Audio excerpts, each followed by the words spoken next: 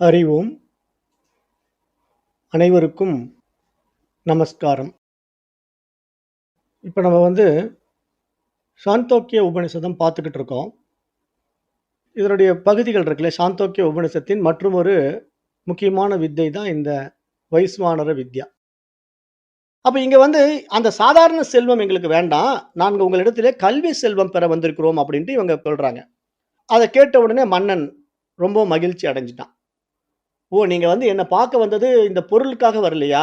கல்விக்காக வந்திருக்கிறீங்களா? அப்படின்னு கேட்கறான். ஆமா, நாங்க கல்வி கற்றுக்கொள்வதற்காக தான் வந்திருக்கிறோம். உங்க கிட்ட வைஸ்வானர வித்தைய நாங்க படிக்கிறதுக்காக வந்திருக்கிறோம். ஆகவே நீங்கள் எனக்கு வைஸ்வானர வித்தைய எங்களுக்கெல்லாம் சொல்லிக் குடுங்க அப்படின்னு கேட்ட உடனே மன்னன் மிகவும் மனம் மகிழ்ச்சி அடைந்தார். அவர் அந்த பண்டிதர்களை பார்த்து, பெரியோர்களே, நீங்கள் எல்லோரும் இன்று ஓய்வெடுத்து விட்டு நாளைக்கு காலையில் வாருங்கள். அப்போது நான் உங்களுக்கு இதற்கான பாடங்களை பதிலாக கூறுகின்றேன் என்றார். அவர்களும் காலையில் நன்றாக குளித்துவிட்டு சமித்தை ஏந்தியபடி அவரிடம் வந்தார்கள். மன்னரும் அவர்களுக்கு உபநயனம் செய்விக்காமலேயே பின்வருமாறு கூறலானார் அப்படின்ட்டு இந்த இடத்துல நம்ம பார்க்கிறோம். இப்ப உபநயனம் அப்படின்னா வைதிக சடங்குகளிலே ஒரு முக்கியமான சடங்கு இந்த உபநயனம் அப்படிங்கிறது. உபநயனம் அப்படின்னா என்னன்னா, பூணூல் போட்டு அவங்கள வேத பாடசாலையில படிக்க வைப்பாங்க. அது யாரா இருந்தாலும் பூணூல் போடுவாங்க. எல்லாருக்குமே பூணூல் போடலாம். பிராமணர்கள் மட்டும் பூணூல் போடுறது கிடையாது. சத்திரியர்கள், வைசியர்கள் எல்லோருமே பூணூல் போட்டுக்கலாம். ஏன்னா, இந்த வித்தை கற்றுக்கொள்ள வரும்போது உபநயனம் பண்ணி பூணூல் போட்டு குடுத்துருவாங்க.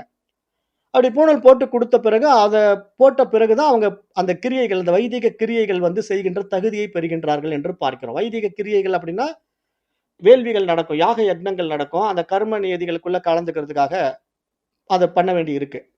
ஆனா, இங்க வேதங்களை முறைப்படி படிக்கவும், வைதிக கிரியைகளை செய்யவும் தகுதி பெறுகிறார்கள் என்பது எந்த அடிப்படையில பார்க்கிறோம்? உபநயனம் செய்வதை அடிப்படையில பார்க்கிறோம்.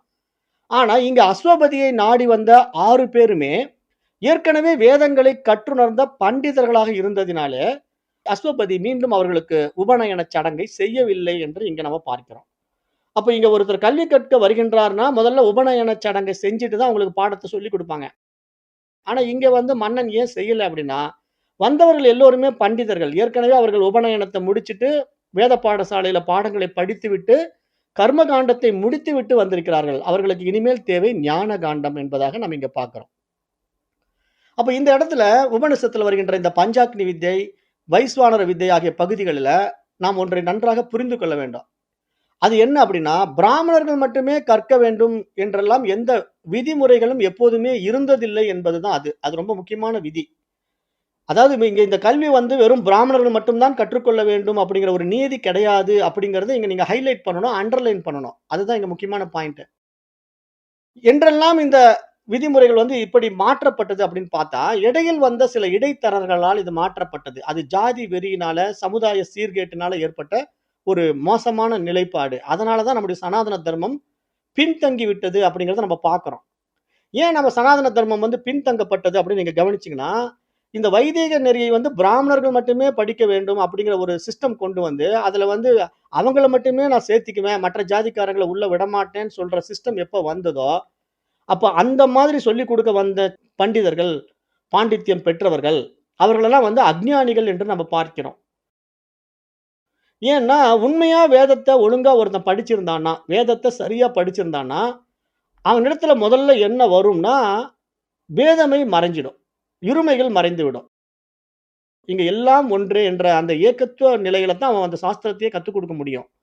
எப்ப நீ பிராமணனா இருந்தா தான் உனக்கு இந்த வித்தைய குடுப்பேன், நீ வைசியனா இருந்தா குடுக்க மாட்டேன், நீ சூத்திரனா இருந்தா குடுக்க மாட்டேன்னு ஒருத்தன் சொல்றானோ, அவன் இருமைகள் இருக்கக்கூடியவன்.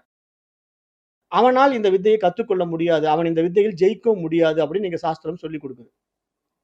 அத இங்க வேதம் வலியுறுத்துது. இந்த இடத்துல அந்த பாயிண்ட்ட ரொம்ப ஆழமா வலியுறுத்துது. அப்ப அத நம்ம இங்க நல்லா புரிஞ்சுக்கணும். அப்ப இங்க என்ன நம்ம இந்த இடத்துல பிராமணர்கள் மட்டுமே கற்க வேண்டும் என்றெல்லாம் எந்த விதிமுறைகளும் எப்போதுமே இருந்ததில்லை என்பதை நாம் இங்க புரிந்து கொள்ள வேண்டும். அப்ப பஞ்சாக்கினி வித்தையை கௌதமர் என்ற பிராமண பண்டிதர் தெரிந்து கொள்ளவில்லை. ஆகவே அவர் சத்திரிய அரசனை நாடினார் என்று நம்ம பார்க்கிறோம். அந்த அரசனுடைய பேர் என்ன? பிரவாகனன் அப்படின்னு நம்ம பார்த்தோம். அப்ப அந்த வித்தை சத்திரியர்கள் அறிந்திருந்தார்கள் என்பதை நம்ம பார்க்க முடிகிறது. அப்ப கௌதம மன்னனிடம் பணிந்து அவரிடம் இந்த வித்தையை கற்றுத்தர வேண்டும் என்று அந்த கௌதம முனிவர் தன்னை சிஷ்யராக ஏற்றுக்கொள்ளுமாறு அந்த மன்னனிடத்திலே கேட்டார் என்று நம்ம போன பஞ்சாக்னி வித்தையில பார்த்தோம் இல்லையா? அதே மாரி இங்கேயும் 6 பண்டிதர்களும் அஸ்வபதி என்ற மன்னனை நாடி வைஸ்வானர வித்தையை கற்றுத்தருமாறு கேட்டுக்கொள்கிறார்கள் என்று நாம் இங்க பார்க்கும்போது, இங்கு செய்தொழில் என்ற வர்ண அடிப்படையில் பொதுவாக இங்க பிராமணர்கள் கற்றவர்கள், மற்றவர்கள் கற்பிக்காதவர்கள் என்பதாகத்தான் பார்க்கப்பட்டது. எந்த அடிப்படையிலன்னா, இந்த ஞானத்தை யார் அடைகிறானோ அவன் பிராமணன் என்று தான் இங்க பார்த்தோமே தவிர, பிறப்பினால் பிராமணன் என்று யாரையும் பார்ப்பதில்லை என்று இந்த இடத்துல உபனிஷத்து ரொம்ப ஆழமா சொல்லி காட்டுது. இத நீங்க கரெக்ட்டா புரிஞ்சுக்கணும். ஏன்னா, இங்க எல்லாமே உபனிஷத்து தான் நமக்கு பிரமாணம். பிரமாணம்னா, வேதம் வந்து அரைகுறையா படிச்சுட்டு, அரைகுறையா பேசிக்கிட்டு இருக்கானுங்க பாருங்க. அவனுங்க கிட்ட போக்கூடாது. போனீங்கன்னா, அவன் தான் பெருசுன்னு சொல்லி ஏதாவது கதை விட்டுட்டே இருப்பான். அவன்கிட்ட போய் மாட்டிக்க கூடாது. அப்படிதான் நெறைய வேத பாடசாலைகள்லாம் இருக்கு. பிராமணர்களுக்கு மட்டும் தான் சொல்லிக் குடுப்போம். மத்த ஜாதிக்காரங்களுக்கு சொல்லிக் குடுக்க மாட்டோம் அப்படின்னு சொல்றாங்கன்னா, அவங்க வேதத்த ஒழுங்கா படிக்கல அப்படின்னு அர்த்தம். அத நீங்க நல்லா புரிஞ்சுக்கங்க. அப்ப வேதத்த ஒழுங்கா படிச்சிருந்தாங்கன்னா, அவங்க எல்லோருக்கும் சொல்லிக் குடுப்பாங்க. அவங்க வந்து இவங்களுக்கு தான் சொல்லிக் குடுப்பேன், இவங்களுக்கு சொல்லி தர மாட்டேன் அப்படின்னு சொல்ல முடியாது அப்படிங்கிறத இந்த இடத்துல நம்ம பார்க்கிறோம். இப்ப நம்ம என்ன பண்றோம்? வைஸ்வானர வித்தை அப்படிங்கிற ஒரு வித்தைக்குள்ள வரோம். அதுல வந்து முதல் கேள்வி இப்ப கேட்கப்படுகிறது. என்ன கேள்வி அப்படின்னா, அஸ்வபதியை நாடிச் சென்ற 6 பண்டிதர்களும் ஏற்கனவே விராட் புருஷனை தியானித்து வந்தனர். ஏனென்றால் அவர்கள் வந்து நமக்கு மேல எல்லாமே ஈஸ்வர தன்மையில தான் இருக்கு. இறைவன் தான் எல்லாமா இருக்கிறான் அப்படிங்கிறத கர்ம காண்டத்திலேயே புரிஞ்சு வச்சிருக்காங்க. ஆனாலும் அனுபவத்துக்கு வரல. ஏன்னா அதுதான் பரோட்ச ஞானம்.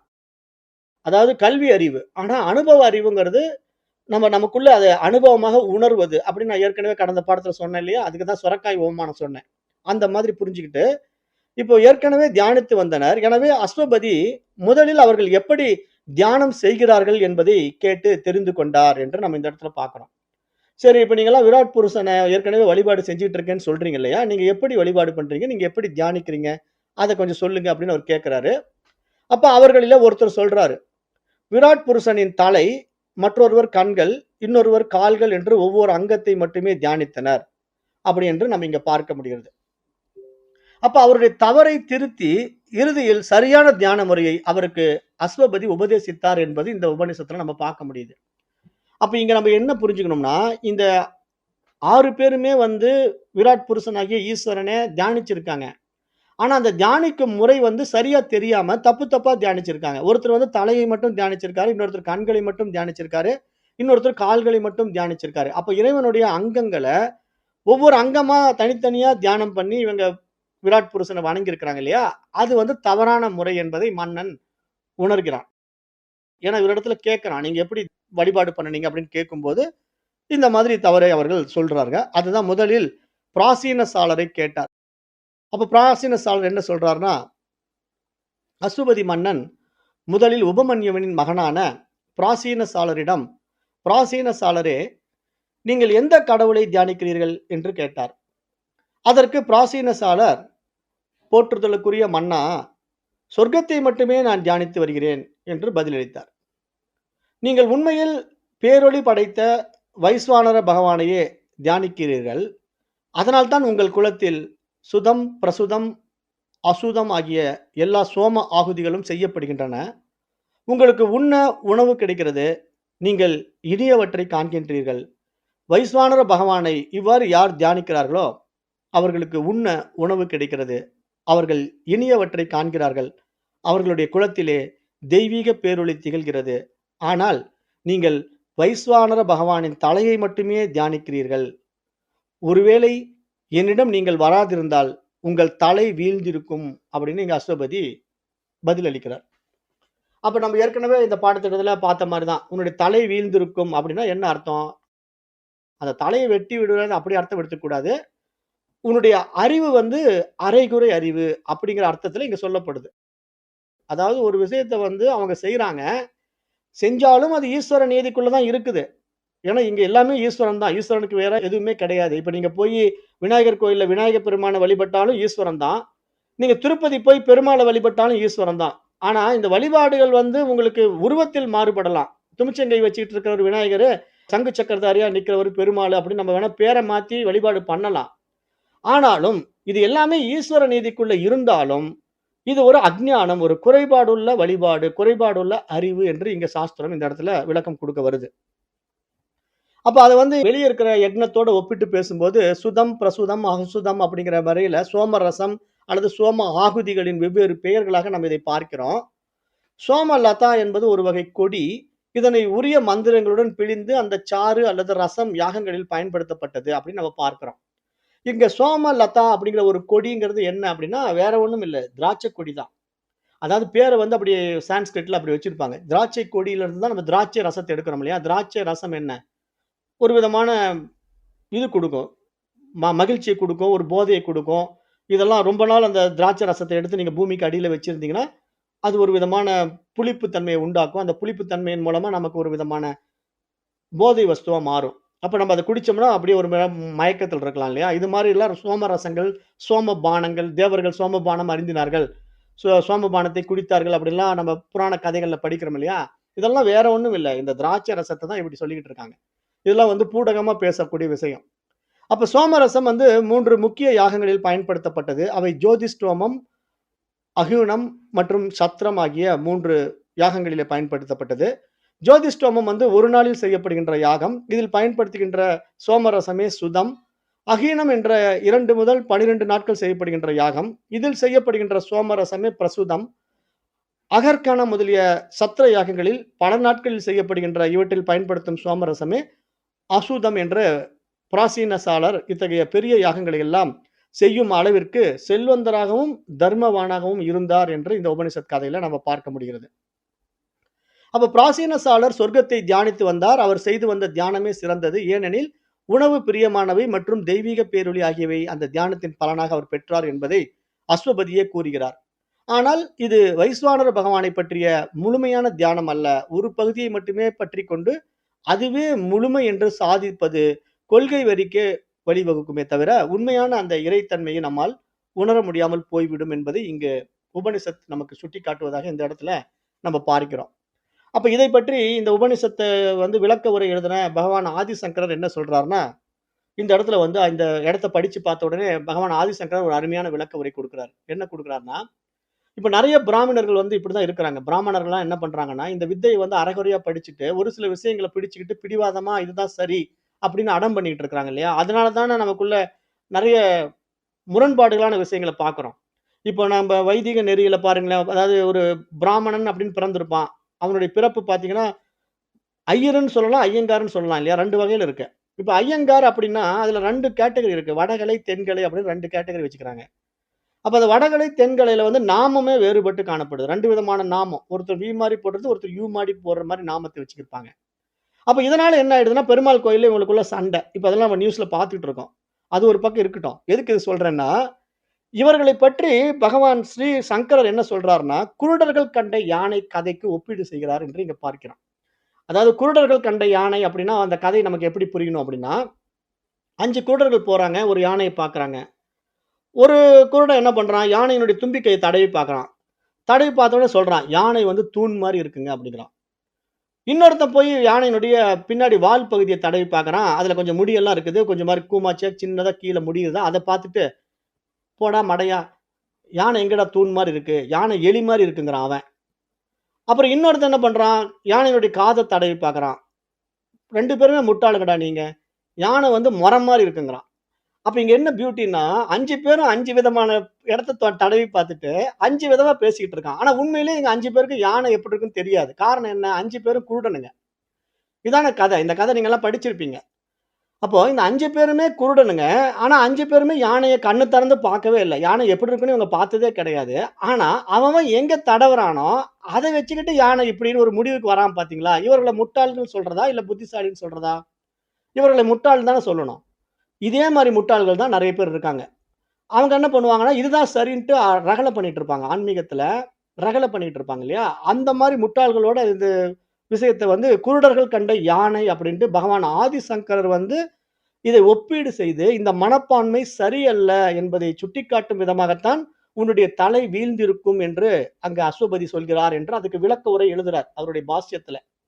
அவருடைய பாஷ்யத்துல வந்து ஆதிசங்கரர் இந்த நூலுக்கு விளக்க உரை குடுக்கும்போது, இப்படித்தான் சொல்றார். அப்ப இத நம்ம இங்க புரிந்து கொள்ளணும். ஏன்னா, இதெல்லாம் வந்து ஒரு மிகப்பெரிய விஷயம் அப்படின்னா, இத ஆராய்ந்து பார்க்கணும். சும்மா வேதம் படிச்சுட்டா மட்டும் போதாது. வேதத்தில சொல்லப்பட்ட கருத்துக்கள் எப்படி சொல்லப்பட்டிருக்கு? ரிஷிகள் எப்படி வாழ்ந்திருக்கிறார்கள்? அவர்கள் என்ன சொல்ல வராங்க? அதுக்கு உபனிஷத் கருத்து எப்படி இருக்கு? உபனிஷத்துக்கு விளக்க உரை எழுதிய விளக்க ஆசிரியர்கள் வந்து ஆதிசங்கரர் என்ன சொல்றாரு, ராமானுஜர் என்ன சொல்றாரு, அ அந்த 3 பேர் இருக்காங்க இல்லையா? நமக்கு துவைதம், விசிஷ்டாத்வைதம், அத்வைதம் அப்படின்ட்டு ஆச்சாரியர்களு. அப்ப இந்த ஆச்சாரியர்கள் எல்லாம் அவங்கவங்க பாணியில சில கருத்துக்கள சொல்லியிருப்பாங்க. அந்த கருத்துக்களோட நம்ம ஒப்பீடு செய்து, சரியான ஒரு விடைய நம்ம எடுத்துக்கிட்டா மட்டும் தான், நாம வந்து இந்த பாதையில ஜெயிக்க முடியுமே தவிர, நம்ம ஒன்றை மட்டுமே பிடிச்சுக்கிட்டு அதையே ஆமோதனை பண்ணிக்கிட்டு இருக்கக்கூடாது. ஆமோதனைன்னா ஜால்ரா அடிக்கக்கூடாது. அதாவது இப்ப எனக்கு பிடிச்சு போச்சுங்கிறதுக்காக அந்த விஷயத்த நான் ஜால்ரா அடிச்சுக்கிட்டே இருந்தேன்னா, அது என்ன ஆயிடும்? குருடன பின்தொடர்ந்த குருடன் கதை ஆயிடும். ஒரு குருடன் தான் வழி தெரியாம போயிட்டு இருக்கான். இவன் அவன்கிட்ட போய் கைய பிடிங்கன்னு சொல்லி கைய பிடிச்சுட்டு போனான்னா, அவன் குழியில விழுந்தானா, இவனும் குழியில தானே விழப்போறான். இப்படிதான் நெறைய பேர் குருமார்கள பிடிச்சுட்டு போய் குழியில விழுவுறாங்க இல்லையா? அத வந்து இங்க சாஸ்திரம் சொல்லிக் குடுக்குது. ஃபர்ஸ்ட்டு குருவுக்கு என்ன தெரியும்னு தெரிஞ்சுக்குங்க. அதுக்கப்புறம் நீங்க அந்த குரு கிட்ட போய் கத்துக்குங்கங்கிறாங்க. ஏன்னா, அப்படித்தான் இன்றைக்கு காலம் இருக்கு. ஆகவே "ஒரு பானை சோறுக்கு ஒரு சோறு பதம்" அப்படிங்கிற மாரி, நீங்க குருவ வந்து பெருசா பரிசோதனை பண்ணி பார்க்க வேண்டாம். ஒரு சில விஷயங்கள்லயே நீங்க தெரிஞ்சுக்கலாம். ஏன்னா, நீங்க ஒரு சாப்பாடு வெந்துருச்சா இல்லையான்ட்டு அந்த பானைய பூரா எடுத்து ஒவ்வொரு சாப்பாடா நசுக்கி பார்த்து தான் நீங்க முடிவு பண்ணணும்னா, அப்படி சாப்பாடு சாப்பிட முடியாது. ஆகவே நீங்க சாப்பாடு வெந்து போச்சாங்கிறதுக்கு ஒரே ஒரு பருக்கை எடுத்து நசுக்கி பார்த்தா, சாப்பாடு வெந்துருச்சுங்கிற ஒரு தீர்மானத்துக்கு வர்ற மாரி, ஒரு சில கேள்விகள குருவ தீர்மானித்து விடலாம். அந்த அடிப்படையில நீங்க குரு கிட்ட வித்தைய கத்துக்கணும். அப்படித்தான் இங்க சாஸ்திரம் சொல்ல வருது. அப்ப அந்த அடிப்படையில நீங்க குரு கிட்ட போகும்போது, குருவ பரிசோதனை செய்தோம்னா, அதுக்கான தகுதி உங்களிடத்திலும் இருந்தா தானே நீங்க கேள்வி கேட்டு தெரிஞ்சுக்க முடியும். நமக்கே ஒண்ணும் தெரியாதுன்னா, அப்ப குரு எத சொன்னாலும் நம்ம சரின்னு கேட்டுட்டு தானே வருவோம். அப்ப நாமளும் ஏமாந்து போயிடுவோம் இல்லையா?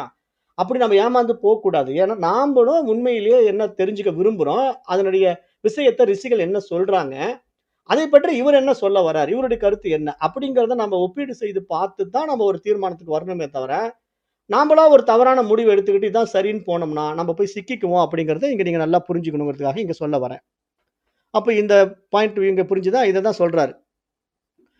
அசுபதி மன்னன் 2வதாக புலுசரின் மகனான சத்யக்னரிடம், "பிராச்சீன யோக்கியரே, நீங்கள் எந்த பகவானை தியானிக்கிறீர்கள்?" என்று கேட்டார். அப்ப பிராச்சீன யோகியர், "போற்றுதலுக்குரிய மன்னா, சூரியனை மட்டுமே நான் தியானித்து வருகிறேன்" என்று பதிலளித்தார். "நீங்கள் உண்மையில் பல வடிவங்கள் கொண்டவரான வைஸ்வானர பகவானையே தியானிக்கிறீர்கள். அதனால்தான் உங்கள் குலத்தில் பல்வேறு போகப் பொருட்கள் நிறைந்துள்ளன. கோவேறு கழுதைகள் இழுக்கின்ற ரதங்களும், பணிப்பெண்களும், பொன் ஆபரணங்களும் கிடைத்துள்ளன.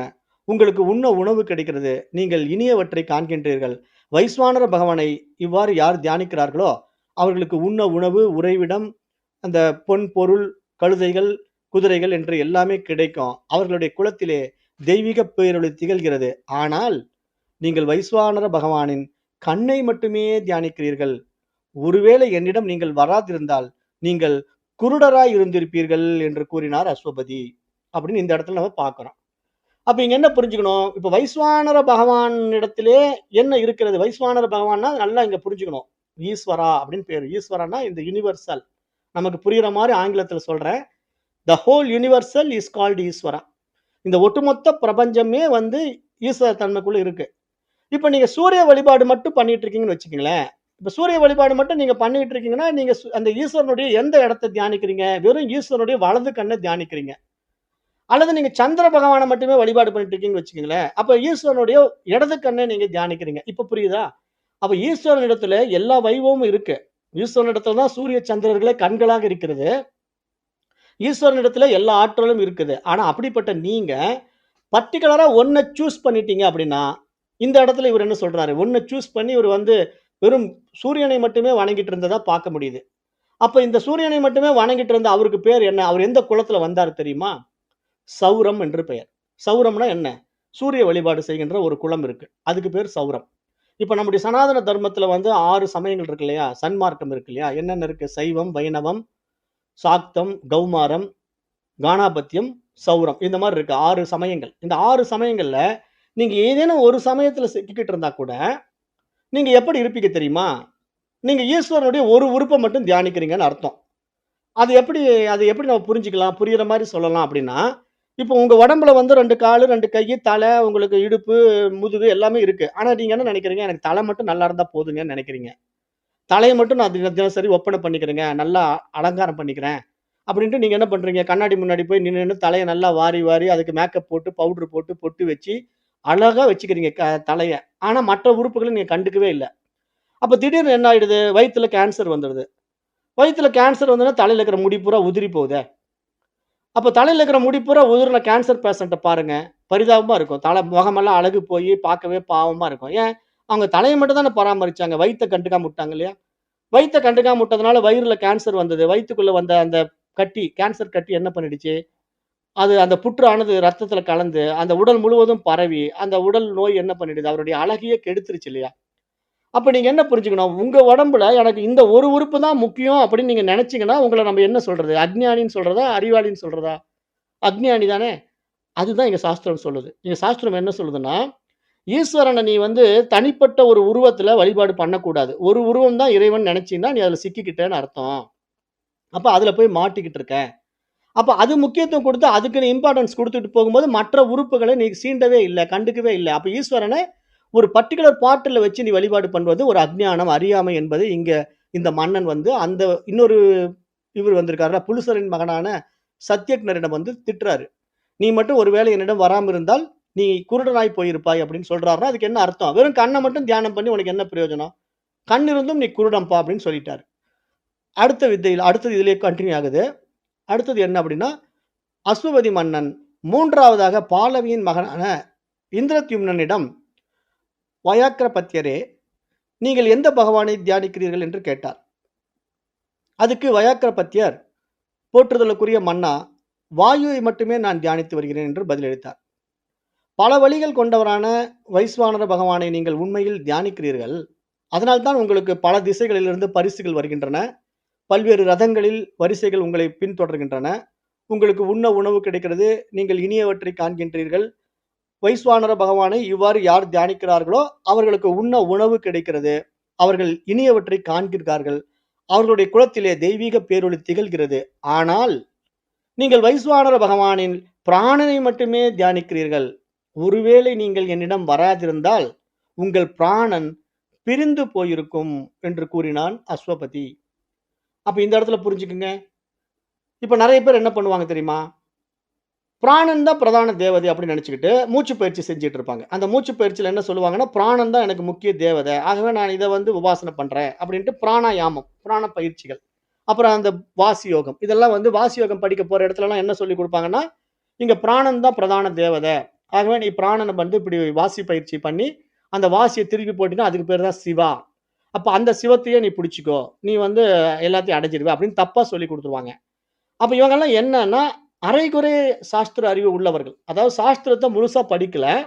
ஒரு பர்ட்டிகுலர் பார்ட்ட மட்டும் எடுத்துக்கிட்டு வந்துட்டு, இங்க வந்து மக்களுக்கு உபதேசம் பண்ணிட்டு இருக்கிற அரைகுறையாளர்கள். அவர்கள்கிட்ட போய் கத்துக்கிட்டா, இப்படிதான் நமக்கு அரைகுறையா விஷயங்கள் போகும். அப்ப இப்படி மாட்டிக்கிட்டு நம்ம பாதை மாறி போயிட்டு இருப்போம் இல்லையா? அப்படி போகக்கூடாது. அதுக்கு இங்க சொல்லிக் குடுக்குது. அப்ப நீ வந்து ஒருவேளை என்னிடத்தில் வராமல் இருந்தால், பிராணன் பிரிந்து போயிருக்கும் என்று அவரிடத்தில சொல்றார் இந்த அஸ்வபதி என்பதாக இந்த இடத்துல நம்ம பார்க்கிறோம்.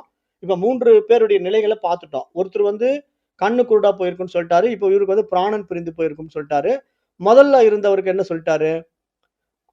தலை வெடித்து போயிடும்னு சொல்ட்டாரு. தலை வீழ்ந்திருக்கும்னு சொல்ட்டாரு. அப்ப இவங்கலாம் வந்து தப்பு தப்பா கடவுள வணங்கிட்டு இருக்காங்க அப்படிங்கிறத நம்ம இங்க பார்க்கிறோம் இல்லையா? அடுத்தது 4வது என்னன்னா, அஸ்வபதி மன்னன் 4வதாக சார்கரக்சரின் மகனான ஜனரிடம், "ஜனரே, நீங்கள் எந்த இறைவனை தியானிக்கிறீர்கள்?" என்று கேட்டார். அதற்கு ஜனர் என்ன பண்றாருன்னா, "போற்றுதலுக்குரிய மன்னா, ஆகாசத்தை மட்டுமே நான் தியானித்து வருகிறேன்" என்று பதிலளித்தார். இதை கேட்ட இந்த மன்னன் அஸ்வபதி, "நீங்கள் உண்மையில் எங்கும் பறந்து விளங்குவோரான வைஸ்வானர பகவானையே தியானிக்கிறீர்கள். அதனால்தான் உங்களுக்கு மக்கட் செல்வமும், பொருட்செல்வமும் ஏராளமாக கிடைத்துள்ளன. உங்களுக்கு உண்ண உணவு கிடைக்கிறது. நீங்கள் இனியவற்றை காண்கின்றீர்கள். வைஸ்வானர பகவானை இவ்வாறு யார் தியானிக்கிறார்களோ, அவர்களுக்கு உண்ண உணவு கிடைக்கிறது. அவர்கள் இனியவற்றை காண்கின்றார்கள். அவர்களுடைய குலத்திலே தெய்வீக பேரொளி திகழ்கிறது. ஆனால் நீங்கள் வைஸ்வானர பகவானின் நடுப்பகுதியை மட்டுமே தியானிக்கிறீர்கள். ஒருவேளை என்னிடம் நீங்கள் வராதிருந்தால், உங்கள் இடுப்பு ஒடிந்து போயிருக்கும்" என்று கூறினார் என்று இந்த இடத்துல நம்ம பார்க்கிறோம். அப்ப இங்க பார்த்தீங்கன்னா என்ன புரிஞ்சுக்கணும்? இங்க அதாவது ஒரு தேவதையை மட்டும் நம்ம இம்பார்ட்டன்ஸ் குடுத்து வணங்குவதனால, நமக்கு வேற வேற பிரச்சனைகள் வரும் அப்படிங்கிறது இங்க சாஸ்திரம் இந்த இடத்துல சொல்லுது. இப்படிதான் ஒவ்வொரு பகுதியா நிறைவாகிக்கிட்டே வருது. இப்ப நான் இந்த உபநிஷத்தினுடைய இந்த 6வது அத்தியாயத்துல ஒவ்வொரு பகுதியா நான் பார்த்துக்கிட்டே வரேன். இப்ப 15வது பகுதி நம்ம தாண்டிட்டோம். அடுத்தது இன்னொரு 5வது பிராமணர் இடத்திலே 5வது புரோகிதர் இடத்திலே மீண்டும் அஸ்வபதி கேட்கிறார். அசுபதி மன்னன் 5வதாக அஸ்வதராஸ்வரனின் மகனான புட்டிலரிடம், "வயாக்கிரபத்தியரே, நீங்கள் எந்த இறைவனை தியானிக்கிறீர்கள் என்று கேட்டார். அதற்கு புட்டிலர், போற்றுதலுக்குரிய மன்னா, தண்ணீரை மட்டுமே நான் தியானித்து வருகிறேன் என்று பதிலளித்தார். நீங்கள் உண்மையில் செல்வமாக விளங்குபவரான வைஸ்வானர பகவானையே தியானிக்கிறீர்கள். அதனால்தான் நீங்கள் செல்வந்தனாகவும் ஆரோக்கியவானாகவும் திகழ்கின்றீர்கள். உங்களுக்கு உண்ண உணவு கிடைக்கிறது. நீங்கள் இனியவற்றை காண்கின்றீர்கள். வைஸ்வானர பகவானை இவ்வாறு யார் தியானிக்கிறார்களோ அவர்களுக்கு உண்ண உணவு கிடைக்கிறது. அவர்கள் இனியவற்றை காண்கின்றார்கள். அவர்களுடைய குலத்திலே தெய்வீக பேரொளி திகழ்கிறது. ஆனால் நீங்கள் வைஸ்வானர பகவானின் அடிவயிற்றை மட்டும் தியானிக்கிறீர்கள். ஒருவேளை நீங்கள் என்னிடம் வராதிருந்தால் உங்கள் அடிவயிறு வெடித்திருக்கும் என்று கூறினார் அஸ்வபதி என்று நம்ம இங்க பார்க்கிறோம். அப்ப இங்கேயும் இதே மாதிரி தான். ஏதாவது எல்லாம் ஒரே மாரி வரும். இந்த சான்ஸ்கிரிட் மந்த்ராலாம் பார்த்தீங்கன்னா, கிட்டத்தட்ட ஒரே மாரி வரும். நான் ஏற்கனவே சொல்லியிருக்கேன். இந்த ஆரம்பத்தில இந்த உபநிஷத்தை ஆரம்பிக்கும்போதே உங்களுக்கு சொல்லியிருக்கிறேன். பெரும்பாலான மந்திரங்கள் வந்து ஒரே மாரி இருக்கும். ஆனா, இடையில அந்த இவங்க மட்டும் தேவதைகள் மட்டும் மாறி, மாறி வருவாங்கன்னு சொல்லியிருக்கேன் இல்லையா? அதே மாரி தான் இங்கேயும் தேவதைகள் மாறி, மாறி வராங்க. அங்க வந்து சூரிய பகவான வழிபடுறாரு. அப்புறம் இங்க வந்து வைரமத்து முக்கியத்துவம் கொடுத்து தண்ணீரை வழிபாடு பண்றாரு இல்லையா? அப்ப பஞ்சபூதங்கள்ல நீங்க ஒரு தேவதைக்கு மட்டும் முக்கியத்துவம் குடுத்து வழிபாடு செய்வதனால, அது நமக்கு பாதிப்ப உண்டு பண்ணும் அப்படிங்கிறது இங்க இந்த இடத்துல சொல்லப்படுது.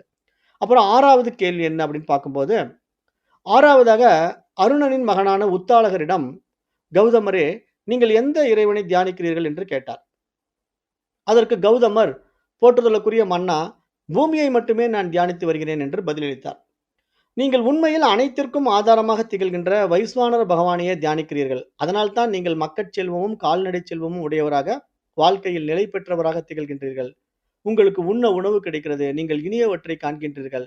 வைஸ்வானர பகவானை இவ்வாறு யார் தியானிக்கிறார்களோ அவர்களுக்கு உண்ண உணவு கிடைக்கிறது. அவர்கள் இனியவற்றை காண்கின்றார்கள். அவருடைய குலத்திலே தெய்வீக பேரொளி திகழ்கிறது. ஆனால் நீங்கள் வைஸ்வானர பகவானின் பாதங்களை மட்டுமே தியானிக்கிறீர்கள். ஒருவேளை நீங்கள் என்னிடம் வராதிருந்தால் உங்கள் கால்கள் ஆற்றலை இழந்திருக்கும் என்றார் அஸ்வபதி என்று இந்த இடத்துல 17ஆம் பகுதி நாம் நிறைவு செய்கிறோம். அப்ப இப்ப நம்ம இப்படி ஒவ்வொன்னா பார்த்துக்கிட்டு வரோம். எல்லாருமே ஒவ்வொரு தேவதையை வழிபாடு பண்ணிட்டு இருக்காங்க. கடைசியா அஸ்வதி மன்னர் அந்த 6 பேர் இடத்துல என்ன சொன்னார் அப்படின்னு பார்த்தா, நீங்கள் வந்து வைஸ்வானர பகவானின் தலை, கண், கால் என்றெல்லாம் பகுதி பகுதிகளாக தியானிக்கிறீர்கள். அதனால் நீங்கள் உண்ணும்போது நீங்கள் என்ற தனி நபர் உண்பதாக நினைக்கிறீர்கள். ஆனால் யார் அவரை எல்லா பகுதிகளிலும் தன்னுள் கொண்ட முழுமையாக அனைத்தையும் அறிபவராக தியானிக்கிறானோ, அவன் எல்லா உலகங்களிலும் எல்லா உயிர்கள் வாயிலாகவும் உணவை உண்கின்றான் அப்படிங்கிற ஒரு மிகப்பெரிய ரகசியத்தை இங்க உடைக்கிறாரு. இதுதான் உண்மையிலேயே வந்து வைஸ்வானர நிலைப்பாடு, விராட் ஸ்வரூபம் என்று பெயர். அதாவது இங்க இந்த இடத்துல நம்ம என்ன புரிஞ்சுக்கணும்னா, இப்ப நம்முடைய வழிபாடுகள் எல்லாம் வந்து இப்ப நமக்கு சொல்லிக் குடுத்திருக்கிற சமயங்களினுடைய அடிப்படையில இப்ப நீங்க ஒரு வைணவனா இருக்கலாம், அல்லது ஒரு சைவ சமயத்தை சார்ந்தவனாக இருக்கலாம், இல்ல ஒரு சாக்த சமயத்தைச் சேர்ந்த சூரிய வழிபாடு பண்ற குடும்பமா இருக்கலாம். நீங்க எதுல வேணா இருங்க. ஆனா இதெல்லாம் வந்து ஈஸ்வர நீதிக்குள்ள இருக்குதுங்கிறதுக்கு மாற்று கருத்து இல்ல. எல்லாமே ஈஸ்வரக்குள்ள தான் இருக்கு. ஈஸ்வரனிலிருந்து பிரிக்க முடியாதது தான் அப்படிங்கிறத இங்க மன்னன் அஸ்வபதி ஒத்துக்கிறான். ஏன்னா நீங்களும் அந்த ஒரு பர்ட்டிகுலர் தேவதைய பிரார்த்தனை பண்றதுனால, சூரியனை நீங்க பிரார்த்தனை பண்றதுனால, உங்களுக்கு எல்லா சிறப்புகளும் கிடைக்குது. செல்வம் கிடைக்குது, குழந்தைகள் கிடைக்கிறாங்க, எல்லா வளத்தோடு நீங்க வாழ்றீங்க. அதுல எந்த சந்தேகமும் இல்ல. ஆனாலும் நீங்க பண்ண தப்பு என்ன அப்படின்னா, ஈஸ்வரனுடைய கண்ண மட்டுமே நீங்க தியானம் பண்ணிட்டு இருக்கீங்க இல்லையா? அது எப்படி நீங்க முழுமையா ஈஸ்வரன தியானம் பண்ணதுக்கு ஒப்பாகும்? ஆகவே நீங்க இந்த மாரி தொடர்ந்து பண்ணிக்கிட்டு இருந்தா, நீங்க என்ன இருப்பீங்க? ஒரு குருடனா மாறி இருப்பீங்க அப்படின்னு சொல்றாரு. குருடன்னா என்ன? அந்த இடத்துல நம்ம புரிஞ்சுக்கணும். கண் இல்லாம போயிடுவான் அப்படின்னு நம்ம புரிஞ்சுக்க கூடாது. ஒரு அஞ்ஞானியா இருக்கிற, நீ ஒரு அறியாமையில் வாழ்ந்து நீ வாழ்க்கைய முடிச்சுக்க போற. வேற ஒண்ணும் பிரயோஜனம் இல்ல. உன்னுடைய மனித வாழ்க்கையினுடைய மகத்துவம் உனக்கு தெரியல அப்படிங்கிறத இங்க இன்டைரக்ட்டா சுட்டி காட்டுறாங்க. அப்ப இங்க வைஸ்வானர வித்தையினுடைய நிறைவு என்ன அப்படின்னு கேட்டீங்கன்னா, இந்த ஈஸ்வரன பகுதி பகுதியாக பிரித்தறிவராக பார்க்காமல், முழுமையாக அனைத்தையும் அறிபவரான வைஸ்வானர பகவானுடைய பேரொளியே தலை, பல வடிவங்களே கண்கள், பல வழிகளே பிராணன், எங்கும் பரந்த தன்மையே அவருடைய ஆகாயம் என்பதை நாம் எல்லாம் புரிந்து கொண்டு, வைஸ்வானரனை வந்து நீங்க ஒரு மனித உருவத்துல உருவகப்படுத்துனீங்கன்னா, இப்ப நீங்க மனித உருவத்துல அந்த சாட்சாத் ஈஸ்வரன நீங்க அந்த பகவான் ஸ்ரீகிருஷ்ணனா உருவகப்படுத்துனீங்கன்னா, பகவத்கீதை அப்படிதான் உருவகப்படுத்துது.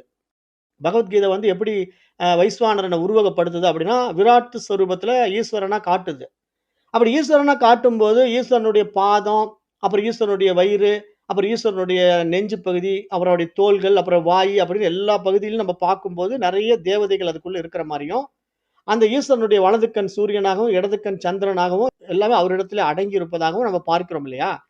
அப்படி பார்க்கும்போது நம்ம ஒட்டுமொத்த ஈஸ்வரனையே இந்த யுனிவர்சலா பார்த்தோம்னா, நீங்க எந்த இடத்துல பார்ட் பார்ட்டா அப்படி கும்பிட தோணும்? எங்கேயுமே பார்ட் பார்ட்டா கும்பிட வேண்டியது இல்ல இல்லையா? அததான் இங்க சுட்டிக்காட்டுது. அப்ப இந்த இடத்துல நம்ம என்ன புரிஞ்சுக்கணும்? ஹோல் யுனிவர்சல் இஸ் கால்ட் ஈஸ்வராங்கிற மாரி ஒட்டுமொத்த பிரபஞ்சமே இறைவனா இருக்கிறதுனால, இத உபனிஷத் சொல்லுது. ஈசாவாஸ்யம் இதம் சர்வம் என்றது. இருப்பதெல்லாம் இறைவனே அப்படின்னு சொல்லுது.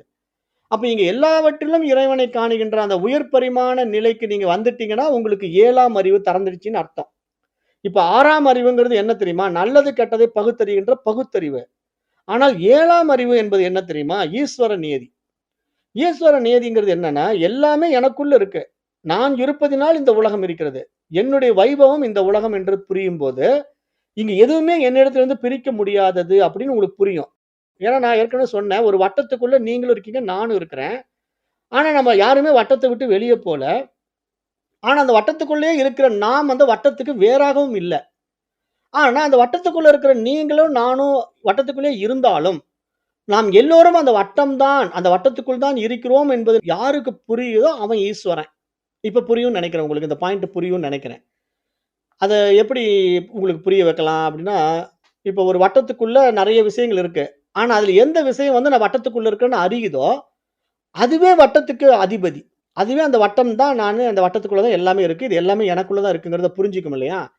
அப்ப அந்த புரிதல்ங்கிறது தான் இங்க நம்ம அப்டேஷன் சொல்றோம். அதாவது மைண்டினுடைய அப்டேஷன் அப்படின்னு சொல்றோம். அந்த மைண்டினுடைய அப்டேட்டட் பாயிண்ட்ட தான் நம்ம 7த் சென்ஸ்ன்னு சொல்றோம். 7ஆம் அறிவு பரிமாணம் சொல்றோம். 7ஆம் அறிவுன்னு ஒரு படம் கூட வந்துச்சுல்ல. சூர்யா நடிச்ச படம் 7ஆம் அறிவு.